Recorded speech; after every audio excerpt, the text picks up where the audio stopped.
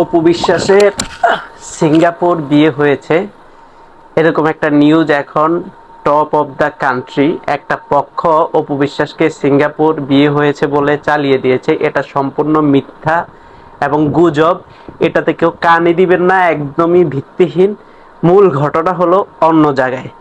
যেখানে বুবলির সন্তান হয়েছে, মেয়ে সন্তান, সেখানে বুবলি এখন এটাকে ওনাকে দিয়ে কারিশমা করাচ্ছে। উনি বর্তমানে বুবলির সাথে কাজ করতেছে।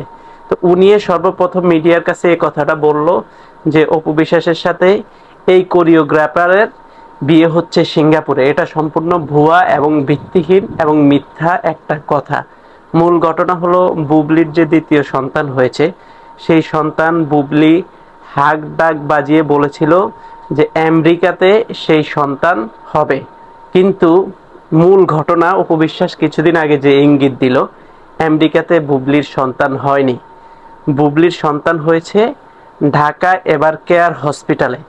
তাহলে এই যে বুবলির দ্বিতীয় সন্তান হলো, সেই সন্তান সাকিব খানও ঢাকায় ছিল।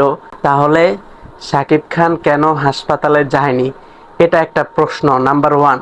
যেহেতু ঢাকায় হয়েছে, এভার কেয়ার হসপিটালে হয়েছে, সাকিব খান সেখানে যায়নি, একটা ছবিও পোস্ট করেনি।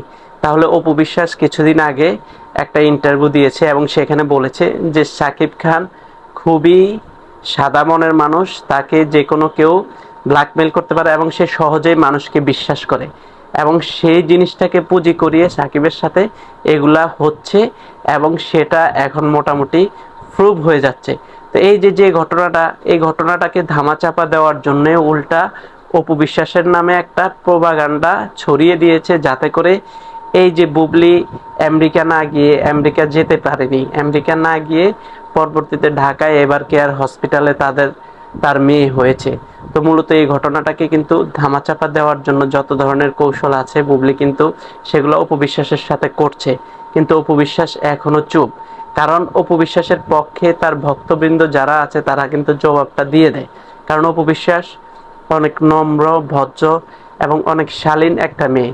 সে কিন্তু অনেক প্রতিবাদ করতে পারে, কিন্তু সে প্রতিবাদ করে না। আপনি দেখেন, কিছুদিন আগেও সে ইন্টারভিউতে সাকিবের ব্যাপারে বলেছে যে সাকিব বাবা হিসাবে সে 100-তে 100, এবং সে খুবই সহজ সরল এবং তাকে সে যে কোনো কাউকে সহজে বিশ্বাস করে। তো অপু বিশ্বাস যদি সাকিবকে ভালোই না বাসতো, তাহলে এই ধরনের কথা কিন্তু সে বলতো না।